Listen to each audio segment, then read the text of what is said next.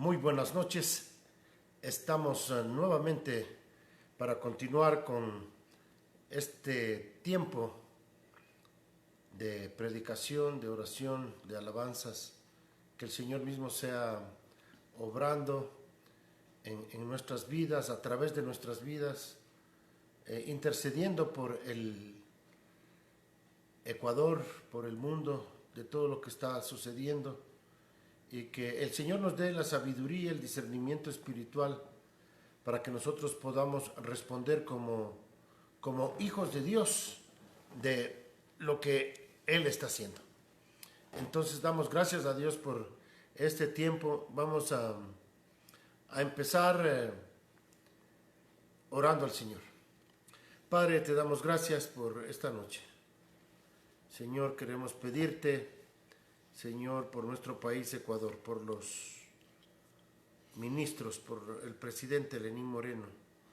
Señor, dale sabiduría para guiar, Señor, en medio de esta crisis. Señor, que tú mismo seas obrando, Señor, en esta emergencia sanitaria, dando sabiduría a los ministros de salud, a los doctores, Señor, en cómo proceder y llevar a cabo, Señor, el cuidado de este país, de esta nación. Oramos, Señor, que tú pongas paz, Señor, en los corazones de aquellos que están quizás angustiados, desesperados, Señor, y que tú mismo tengas misericordia, Señor, de este país, Padre.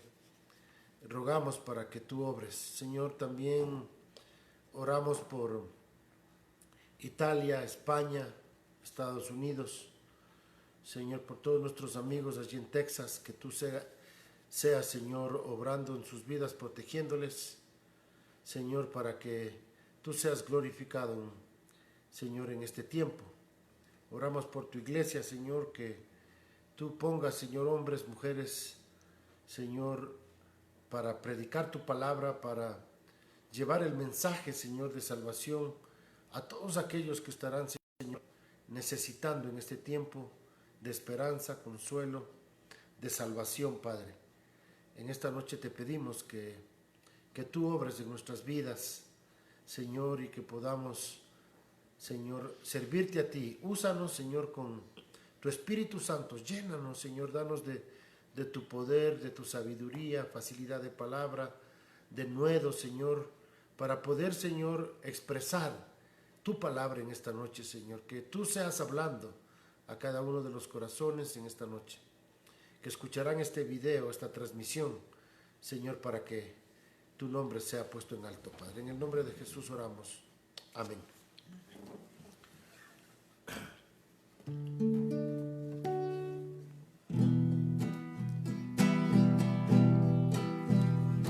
Si no hubiera sido por el Señor, si no hubiera sido por el Señor, mi alma se hubiera perdido. Si no hubiera sido por el Señor, mi alma se hubiera perdido. Si no hubiera sido por el Señor. Muchísimas gracias, oh buen Señor. Muchísimas gracias, oh buen Señor. Tu sangre en la cruz derramaste, con ella limpiaste mi corazón. Tu sangre en la cruz derramaste, con ella limpiaste mi corazón. Oh, gloria, aleluya, a ti, Señor. Oh, gloria, aleluya, a ti, Señor. Mi alma te ensalza y te alaba, con gozo te canta por tu amor. Mi alma te ensalza y te alaba, con gozo te canta por tu amor. Si no hubiera sido por el Señor, si no hubiera sido por el Señor, mi alma se hubiera perdido.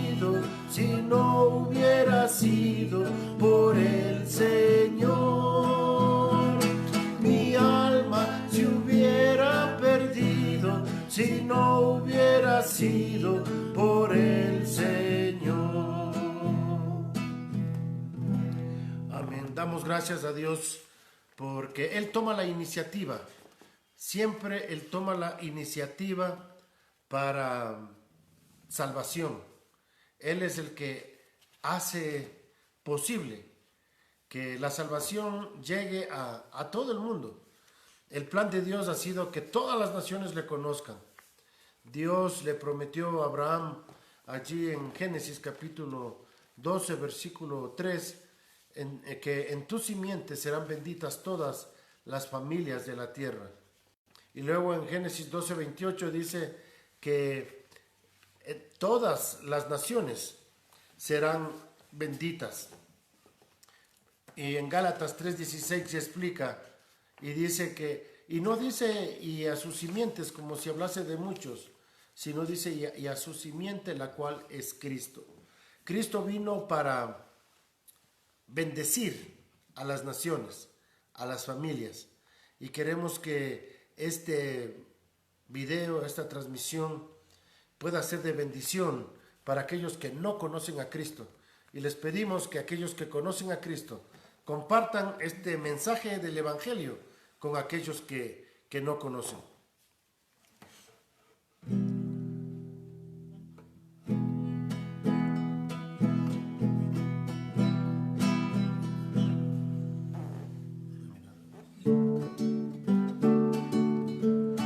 Una mirada de fe, una mirada, Señor, es la que puede salvar al pecador.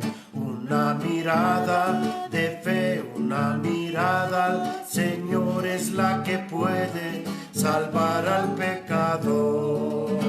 Y si tú vienes a Cristo Jesús, Él te perdonará,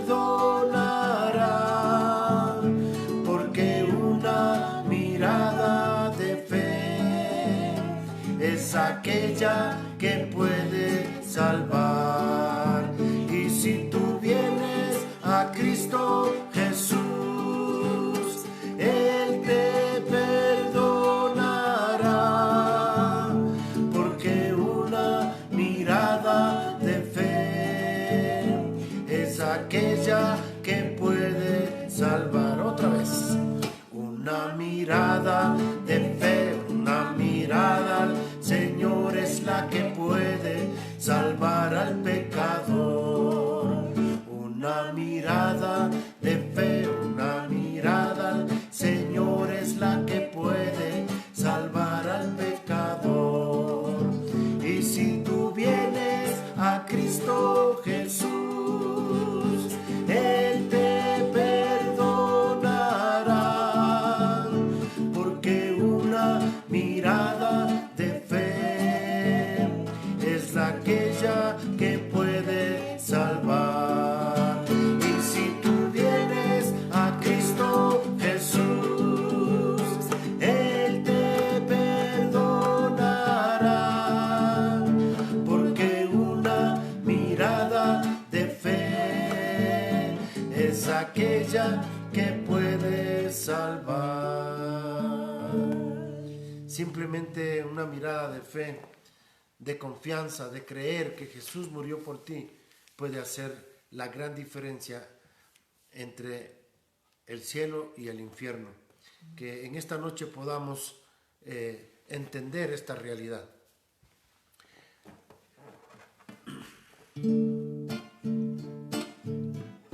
Sabes que murió Jesús en la cruz, mandado por su Padre Dios, que tanto nos amó, y a su Hijo unigénito dio por ti y por mí.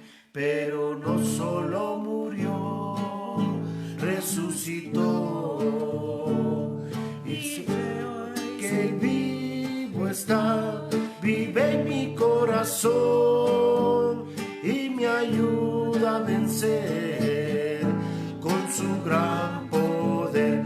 Hoy yo canto esta canción con alegría, sabiendo sabiendo que un hermoso día me iré a descansar y con Cristo encontrar gran gozo y paz. Otra vez.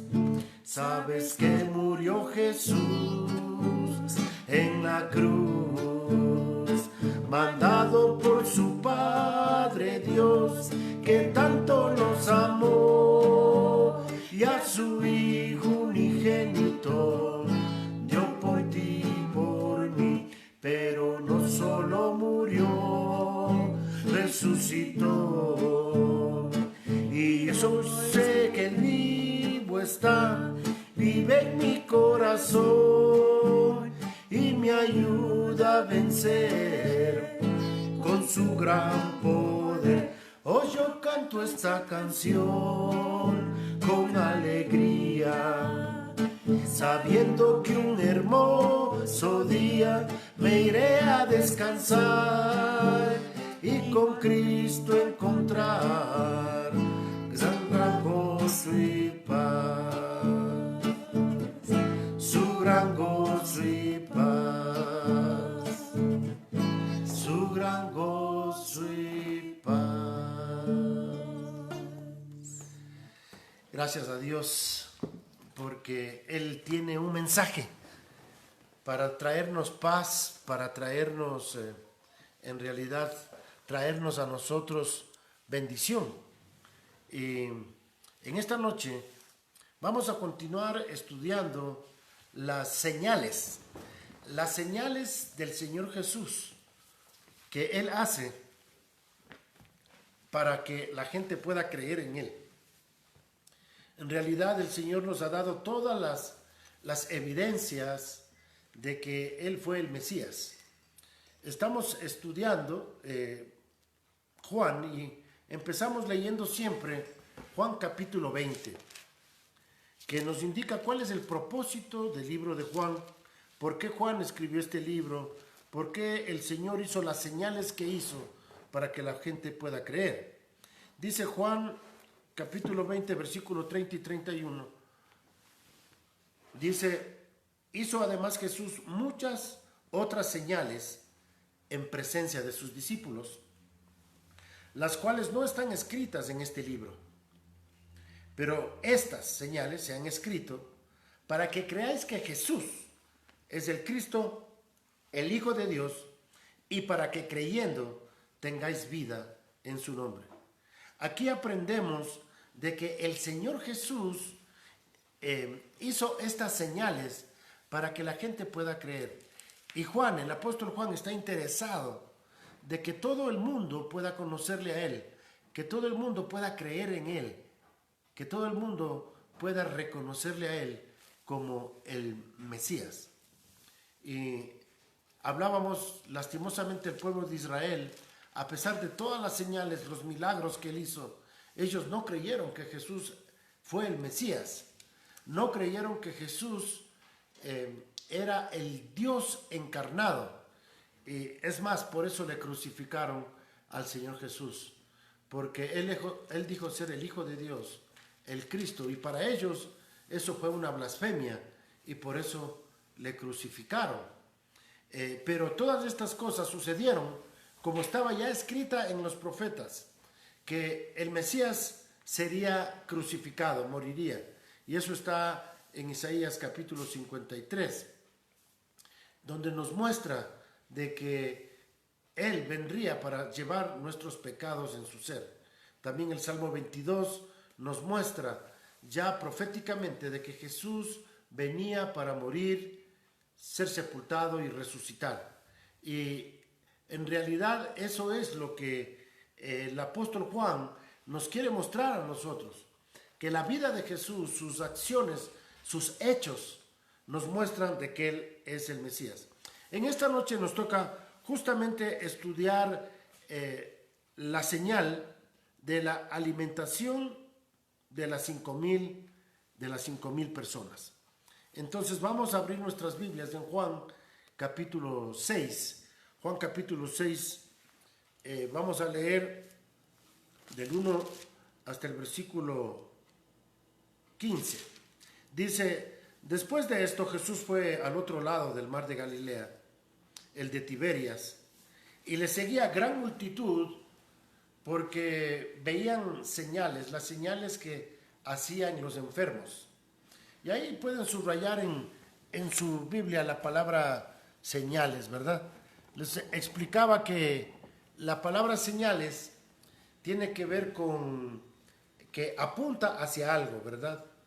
Les decía, es como las señales de tráfico que te dirigen, te guían, ¿verdad? Para que llegues a un lugar. De la misma manera, las señales que hizo Jesús eran para guiarnos a Él, para que nosotros podamos entender de que esas señales Él las hizo para que creamos que Él es el Mesías. Por eso dice aquí en el versículo 2, y le seguía gran multitud porque veían las señales que Él hacía en los enfermos. Entonces subió Jesús a un monte y se sentó allí con sus discípulos. Y estaba cerca la Pascua, la fiesta de los judíos. Cuando alzó Jesús los ojos y vio que había venido a él gran multitud, dijo a Felipe, ¿de dónde compraremos pan para que coman estos? Pero esto decía para provocarle, porque él sabía lo que debía de hacer. Felipe le respondió, 200 denarios de pan no bastarían para que cada uno de ellos tomase un poco. Uno de sus discípulos, Andrés, hermano de Simón Pedro, le dijo, aquí está este muchacho que tiene 5 panes de cebada y 2 pececillos más. ¿Qué es esto para tantos? Entonces Jesús dijo, haced recostar a la gente. Y había mucha hierba en aquel lugar, y se recostaron como un número de 5,000 varones. Y tomó Jesús aquellos panes, y habiendo dado gracias, los repartió entre los discípulos, y los discípulos entre los que estaban recostados, asimismo de los peces cuanto querían. Y cuando se hubieron saciado, dijo a sus discípulos, recoged los pedazos que sobraron, para que no se pierda nada. Recogieron pues y llenaron 12 cestas de pedazos. De los 5 panes de cebada sobraron a los que habían comido. Aquellos hombres entonces, viendo la señal que Jesús había hecho, dijeron, este verdaderamente es el profeta que había de venir al mundo. Pero entendiendo Jesús que iban a venir para apoderarse de él y hacerle rey, volvió a retirarse al monte solo. Bueno, esta es la historia que nosotros encontramos aquí en este capítulo. Pero ¿de qué, si podríamos nosotros resumir esta historia? Podríamos resumirla diciendo lo siguiente. Jesús obra sobrenaturalmente en la multiplicación de los panes para darles una señal a los discípulos y al pueblo de Israel para que entiendan que Él es el Mesías, el Hijo de Dios. Pero en lugar de creer en Él, la gente se contenta simplemente con comer el pan. Pero Jesús les explica que Él es el pan de vida, como vamos a ver. Que si comen de Él, no tendrán hambre, jamás, y recibirán la vida eterna. Aquellos que comen de este pan son traídos por Dios el Padre, y Cristo les ofrece resucitarles cuando Él venga. Entonces, vamos a estar mirando aquí de que esta señal que hizo Jesús, en realidad era algo importante para que la gente pudiese entender. Obviamente era un milagro que demandaba el accionar sobrenatural de Dios para esta multiplicación de los panes y de los peces. Entonces, ¿cuál es la enseñanza que Dios quiere darnos a través de este pasaje. Y aquí les quiero compartir una idea. La idea principal de este pasaje es que Jesús querría saciar el hambre del alma y dar vida eterna a los que creen en Él. Jesús quiere saciar el hambre de tu alma y darte vida eterna simplemente por creer en Él. Y eso vamos a estar viendo en esta noche, de que Él es el único que puede saciar el alma, el hambre de nuestra alma, la sed de nuestra alma, como veíamos cuando estudiábamos de la mujer samaritana. Él es el único que puede en realidad saciar el hambre y la sed del alma. De los versículos 1 al 6, en esta historia que acabamos de leer, Jesús va a poner a prueba a sus discípulos para que ellos se puedan dar cuenta de quién era Él. Vamos a leer del 1 al 6, dice: después de esto Jesús fue al otro lado del mar de Galilea de Tiberias, y le seguía gran multitud porque veían las señales que hacía en los enfermos. Entonces subió Jesús a un monte y se sentó allí con los discípulos, y estaba cerca de la Pascua, la fiesta de los judíos. Cuando alzó Jesús los ojos y vio que había venido gran multitud, dijo a Felipe: ¿de dónde compraremos pan para que coman estos? Pero esto decía para probarle, porque él sabía lo que había de hacer. Entonces, aquí, como siempre, el Señor Jesús, un gran maestro, siempre aprovechaba las circunstancias para poder dar enseñanza clara a los discípulos.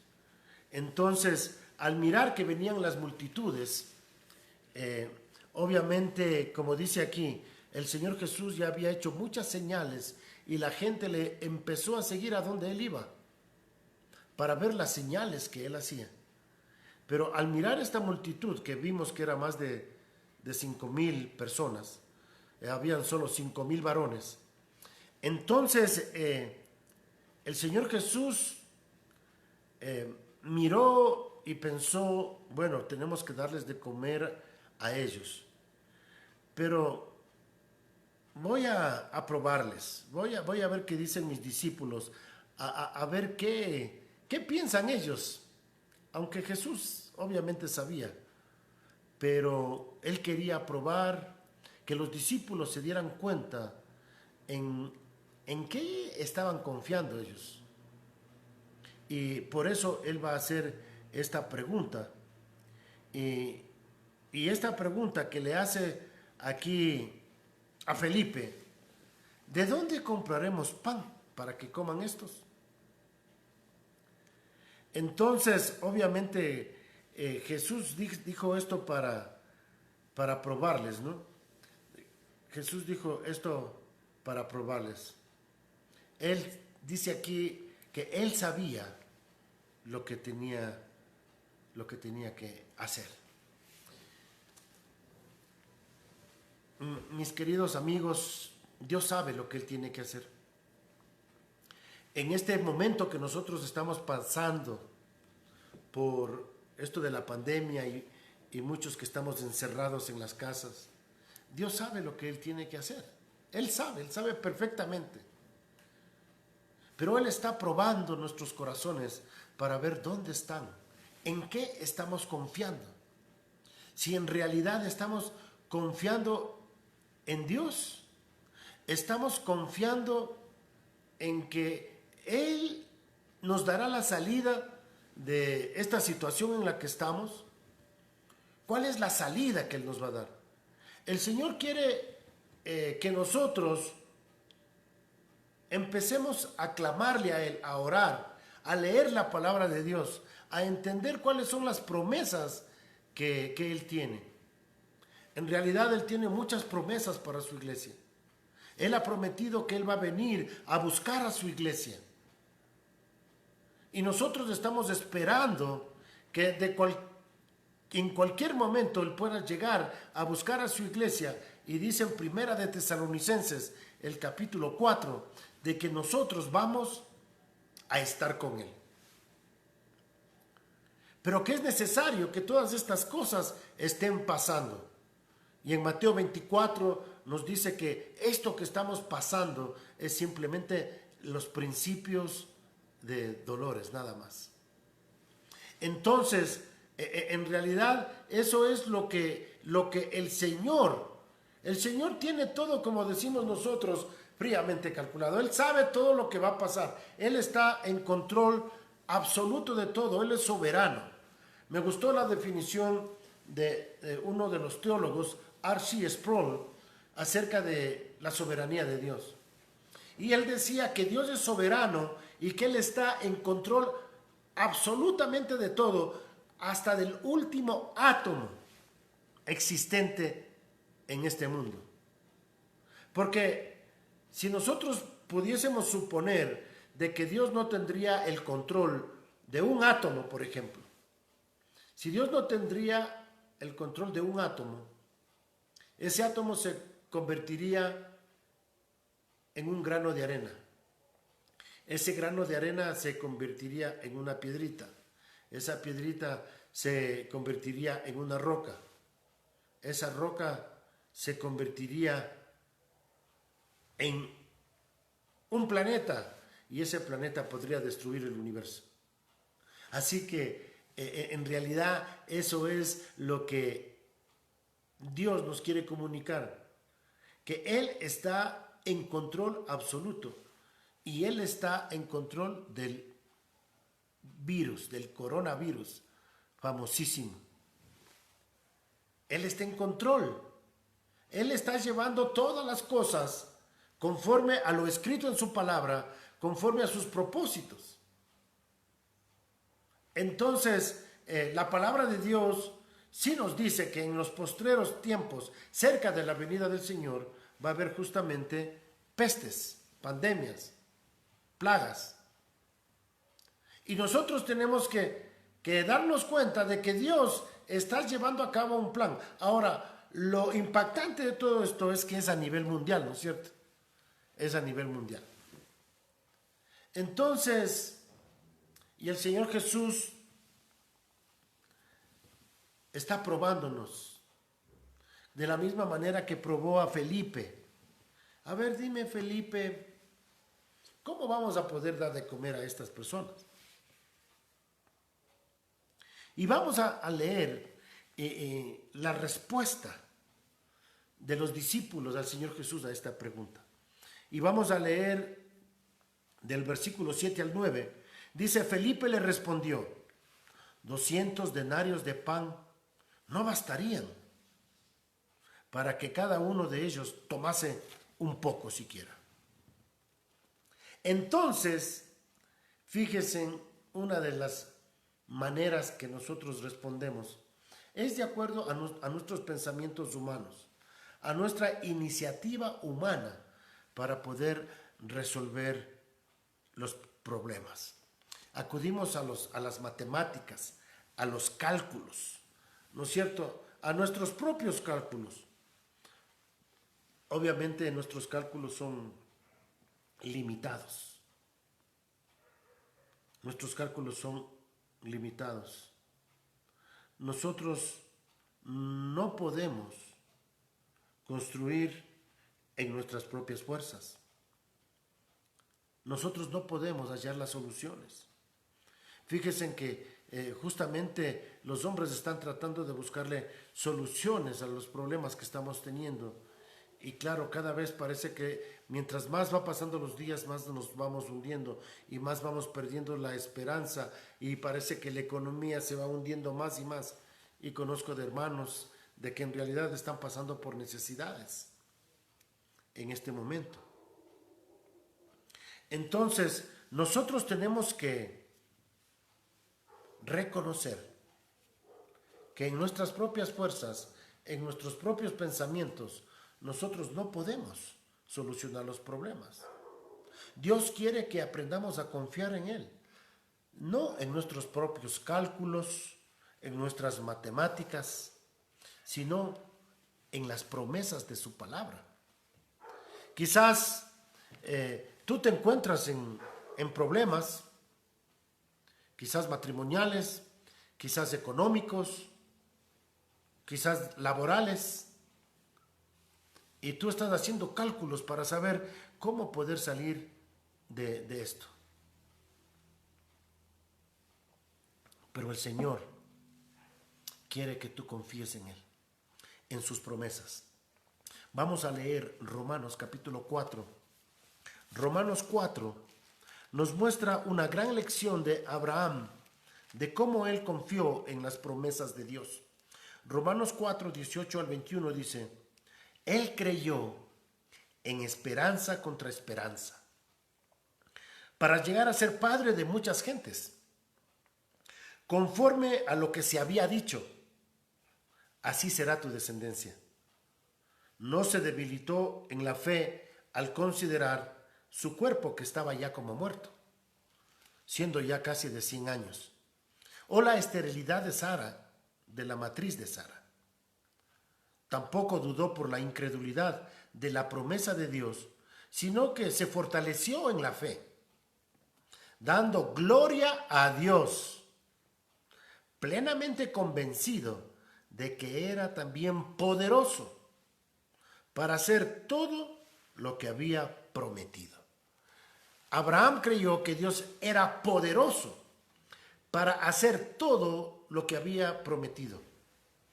Dice que Abraham creyó en esperanza contra esperanza.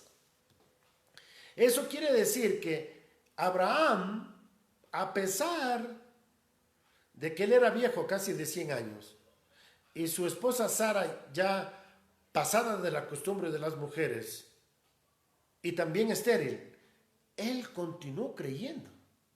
Es decir, creer en esperanza contra esperanza es creer más allá. Es creer más allá de las capacidades naturales, las capacidades humanas. Es creer más allá de nuestras capacidades.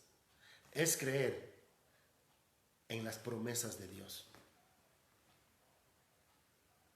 Y Dios ha prometido perdonar los pecados y salvarnos a todos los que creemos en Él. Esa es la gran promesa de Dios. Ahora, obviamente, ¿cuál fue la clave aquí con Abraham? Dice que él creyó. Él no dudó por la incredulidad. Él creyó y se fortaleció en la fe. Este problema que nosotros estamos pasando con la pandemia, mis hermanos, es para que nosotros nos fortalezcamos en la fe. Es para que nosotros confiemos en las promesas del Señor.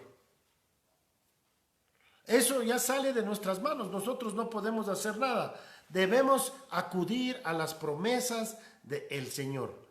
Dice que Él es poderoso para cumplir todo lo que había prometido. Tenemos que confiar en sus promesas. Mi querido amigo, el Señor ha hecho una grande promesa. Él dijo: todo el que cree en mí, aunque esté muerto, vivirá. Eso que nos vamos directamente en el momento que nosotros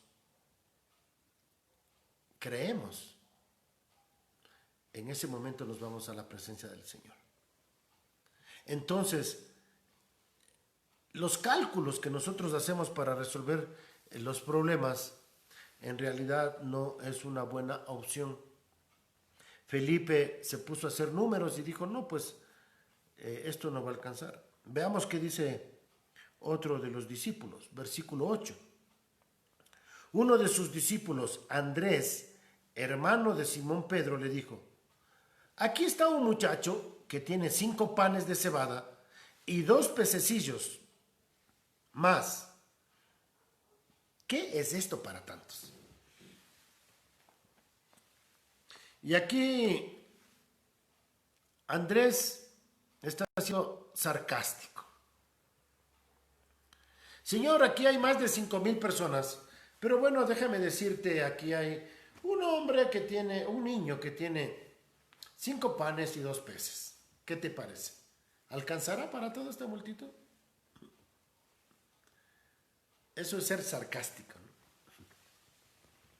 Entonces, pero es interesante. Jesús responde a los cálculos humanos y al sarcasmo con compasión. Y mejor no le quiso responder a Andrés. Y yo creo que esa es la mejor respuesta que podemos dar a aquellos que son sarcásticos, es proseguir con lo que Dios tiene para nosotros, sin decir nada. Como saben decir, hay que poner oídos sordos a las palabras necias. Y Jesús siguió adelante y les dijo en versículo 9, he aquí,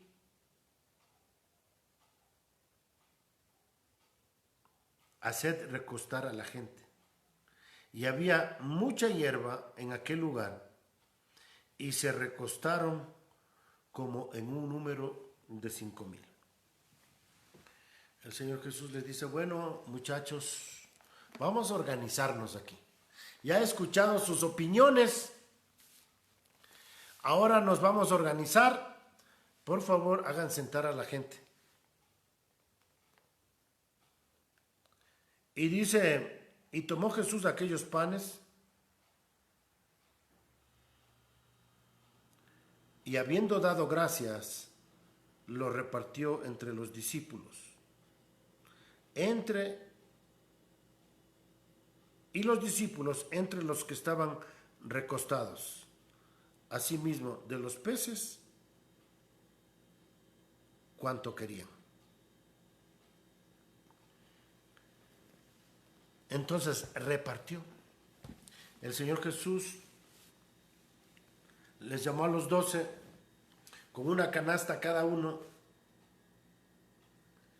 y Él empezó a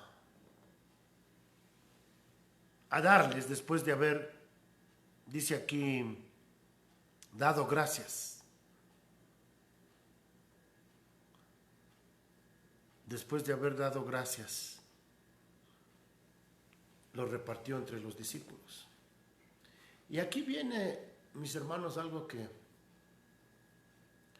a nosotros muchas veces nos falta. Muchas veces nosotros somos personas desagradecidas. Pero ¿saben algo? Dios bendice a los agradecidos. Dios bendice a los agradecidos. No solamente que Dios bendice, cuando nosotros somos agradecidos, el Señor nos dé el entendimiento para que nosotros podamos administrar mejor las cosas. Eso lo podemos ver en Romanos capítulo 1, donde dice que los hombres no dieron gracias a Dios, sino que su necio corazón fue entenebrecido, y profesando ser sabios se hicieron necios. Cuando nosotros no agradecemos a Dios, perdemos la capacidad de razonar claramente. Y por ende, hasta los negocios no sabemos cómo hacerlos. Cuando somos personas agradecidas, el Señor nos da la capacidad para que nosotros podamos administrar bien. Y aquí dice que el Señor Jesús dio gracias al Padre por estos 5 panes y 2 peces.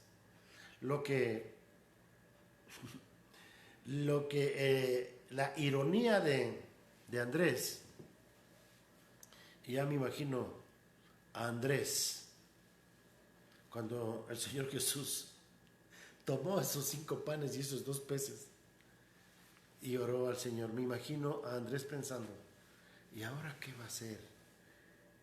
¿Qué está haciendo Jesús? Esto es una locura. O sea, ¿cómo va a alcanzar 5 panes y 2 peces? Esto es ilógico.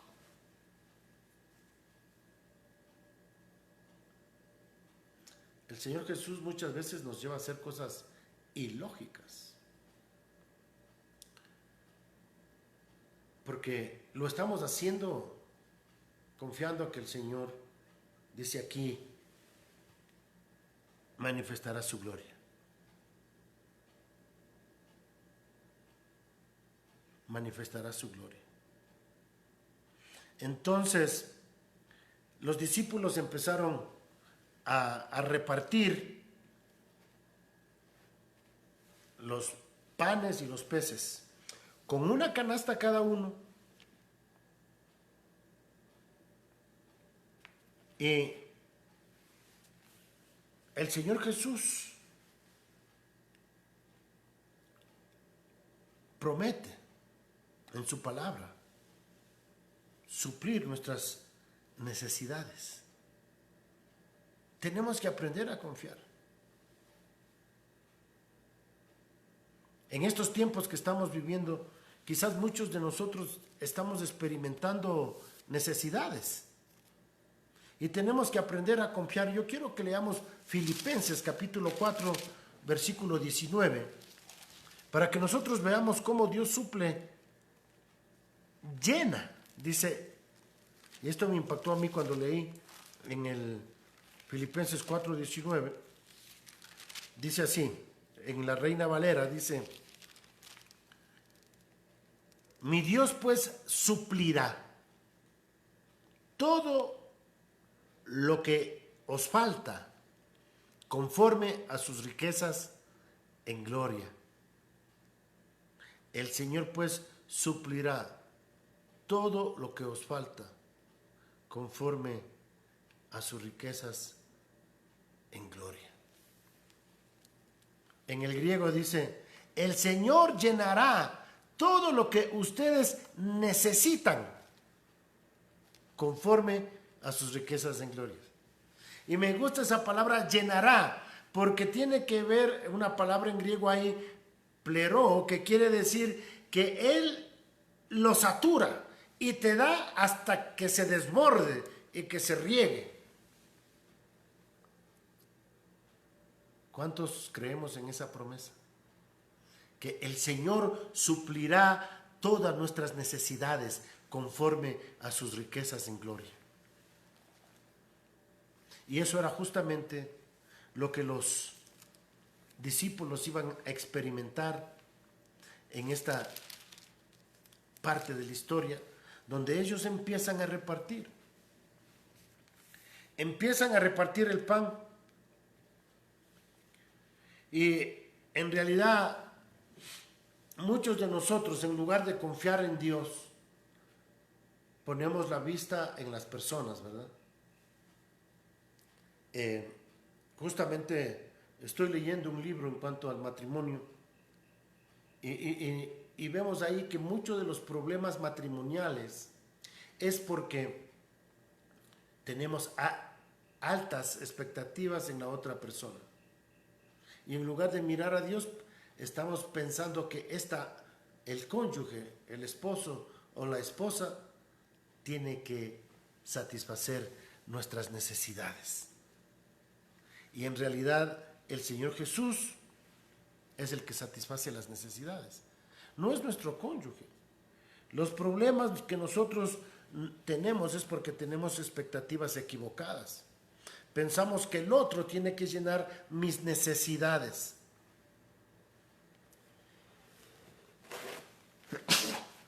Perdón. Pensamos que el otro debe llenar nuestras necesidades, pero no es así. El Señor quiere llenar mis necesidades. Cuando tú tengas problemas matrimoniales, la primera pregunta que te debes hacer es, ¿cómo está mi comunión con Dios? ¿Cómo está mi relación con Dios? ¿Me estoy llenando de Él? Solamente cuando nosotros estamos llenos podemos dar del amor de Dios a otros. Entonces, el Señor Jesús, Dios nos manda siempre a que busquemos la plenitud, la llenura. Dios quiere que siempre nos mantengamos llenos, para que nosotros podamos tener tanque lleno para poder dar a las otras personas. Pero si tú siempre estás con el tanque vacío, no vas a poder dar. Siempre vas a estar esperando que te llenen.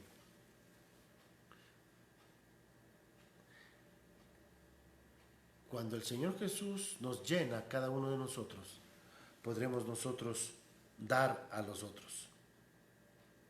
Entonces, un buen esposo, una buena esposa, es aquel que se llena con Dios y luego mira a su cónyuge.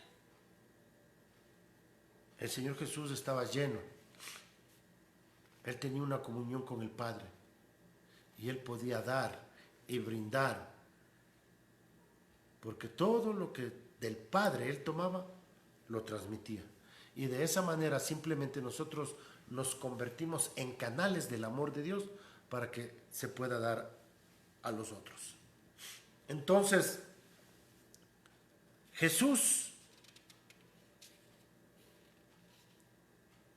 hizo que repartan, y que miramos en el versículo 12. Dice, entonces, el versículo 12 del capítulo 6. Y cuando se hubieron saciado, dijo a sus discípulos, recoger los pedazos que sobraron para que no se pierda nada. Recogieron pues y llenaron 12 cestas de pedazos de los 5 panes de cebada, sobraron a los que habían comido. Y esta es la lección.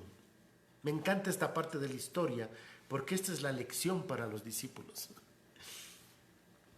Después que ellos terminaron de repartir y todos ya se habían saciado, e inclusive dice, denle los peces que ellos pidan, ustedes no se preocupen, denle. Y ya cuando la gente estaba saciada, les dice, bien, mis queridos discípulos, recojan a ver cuánto ha sobrado, que no quede nada por ahí. Y nosotros decíamos, qué coincidencia, ¿no? Sobraron justamente una canasta llena para cada uno de los discípulos. Yo me imagino ahí a los discípulos mirando este canasto lleno y preguntándose, y no es que dimos tanto, y ¿por qué sigue lleno?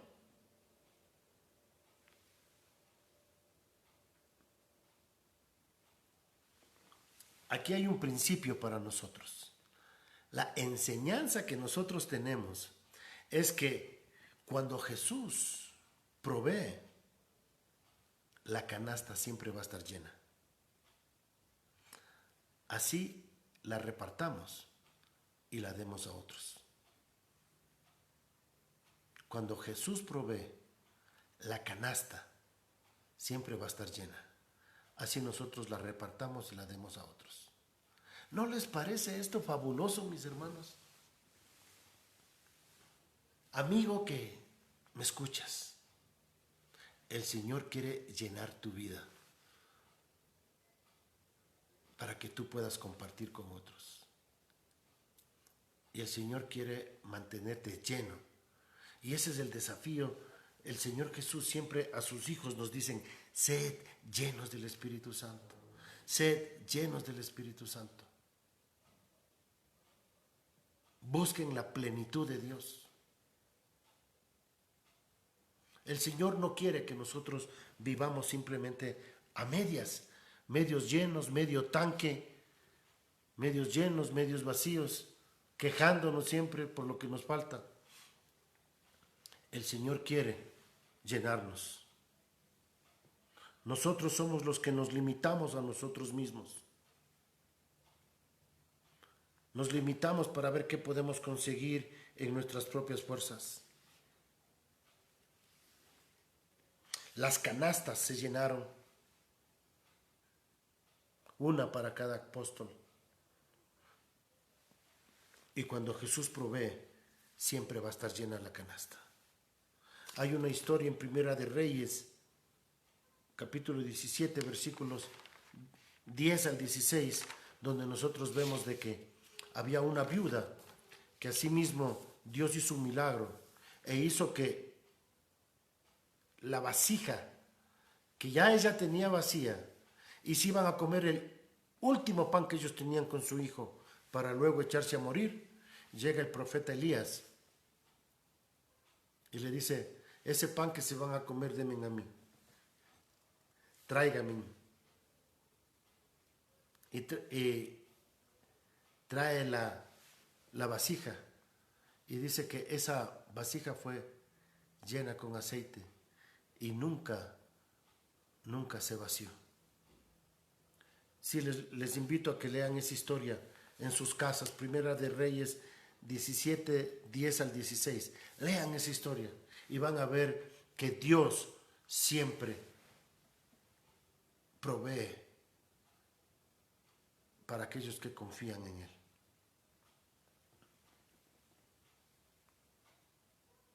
Dios siempre va a proveer para que nosotros podamos cumplir sus propósitos. Y versículos 14 y 15 de la historia dicen: aquellos hombres entonces, viendo la señal que Jesús había hecho, dijeron: este verdaderamente es el profeta que habría de venir al mundo. Pero entendiendo Jesús que iban a venir para apoderarse de él y hacerle el rey, volvió a retirarse al monte él solo. La gente quería una solución política. Dijeron: ya estamos hechos, aquí con este Mesías, él va a echarles a los romanos y él nos va a dar de comer, hagámosle rey. Ellos querían hacerle rey simplemente para satisfacer las necesidades que ellos querían. Jesús quería salvarles, Jesús quería que ellos le reconozcan como el Mesías, pero ellos no estaban interesados en eso. Ellos estaban interesados simplemente en sus necesidades. Ellos querían hacerle rey, pero el Señor quería ir a la cruz. El Señor quería ir a la cruz. Ellos no entendieron el plan que Dios tenía. El plan que Dios tenía era que Jesucristo vaya a morir por ellos, para que ellos puedan ser salvos. Ese era el plan. Ese era el plan. Así que la gente que había comido y se había saciado, le buscaban a Jesús y le querían seguir a Jesús. Y Jesús tuvo que confrontarles. Y vamos a ver en el versículo 26 de Juan 6 cómo les confronta la multitud. Respondió Jesús y le dijo: de cierto os digo, que me buscáis no porque habéis visto las señales, no porque habéis visto las señales, sino porque comisteis el pan y os saciasteis. El Señor Jesús tenía bien claro, ¿no? Él quería hacer señales para que la gente crea.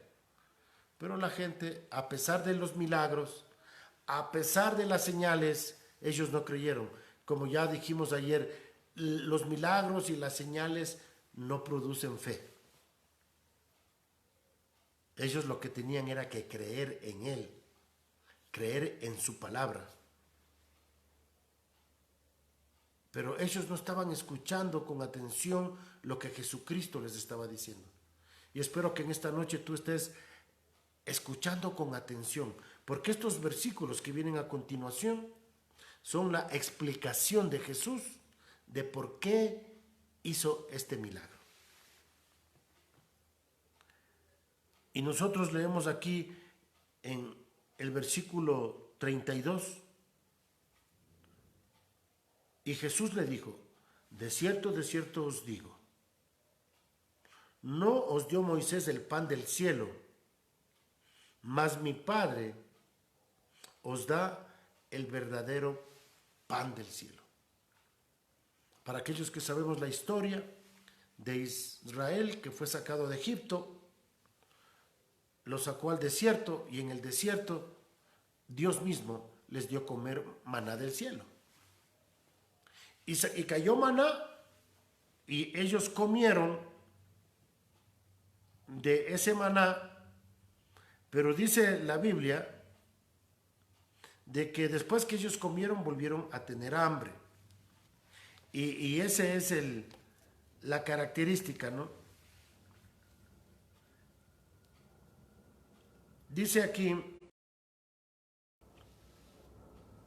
versículo 33, porque el pan de Dios es aquel que descendió del cielo y da vida al mundo. El pueblo de Israel comió del pan que cayó del cielo. Les decía, pero ellos volvieron a tener hambre. Pero ahora Jesús está diciendo, si ustedes comen de este pan,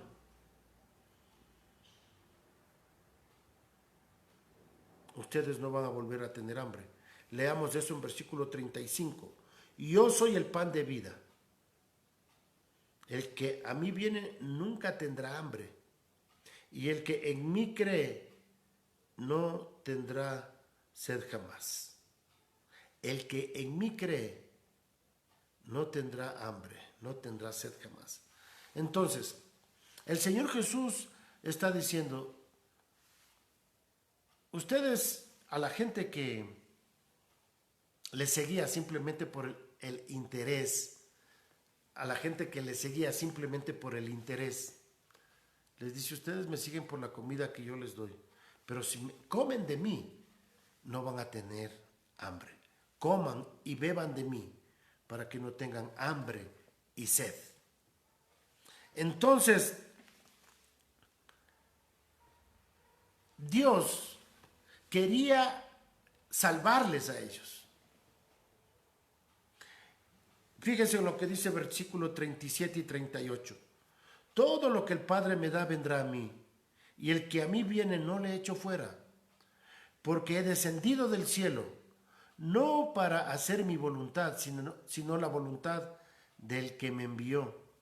Y esta es la voluntad del Padre, el que me envió, que de todo lo que me diere no pierda yo nada, sino que lo resucite en el día postrero. Y esta es la voluntad del que me ha enviado, que todo aquel que ve al Hijo y cree en Él tenga vida eterna, y yo le resucitaré en el día postrero. Lo que el Señor Jesús está diciendo es, si ustedes creen en mí, yo les voy a dar vida eterna. Y versículo 44, que es súper importante, dice, ninguno puede venir a mí si el Padre que me envió no lo trajere y lo resucitare en el día postrero. Dios está interesado en llevarte. En realidad, aquí dice en el versículo 44, ninguno puede venir a mí si el Padre no le trajere. En el griego esa palabra trajere es arrastrare. Dios te quiere llevar arrastrando. Él te está llamando, Él te está invitando, Él te está arrastrando para que tú vengas al Hijo de Dios y puedas creer en Él y comer de Él y beber de Él. Y quiero explicar qué quiere decir eso. Versículo 54 dice, el que come mi carne y bebe mi sangre tiene vida eterna. ¿Qué quiere decir eso? Comer de la carne, beber de la sangre. Vamos a leer eso. Versículos 50 y 51 dice, este es el pan de vida que desciende del cielo, para que el que de él come no muera. Yo soy el pan vivo que descendió del cielo. Si alguno comiere de este pan, vivirá para siempre.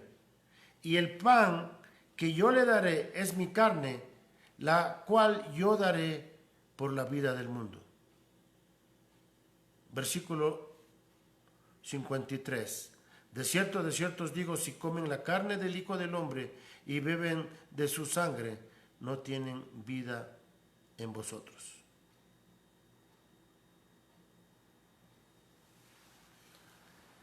Comer de la carne significa creer que Jesús murió en la cruz por ti.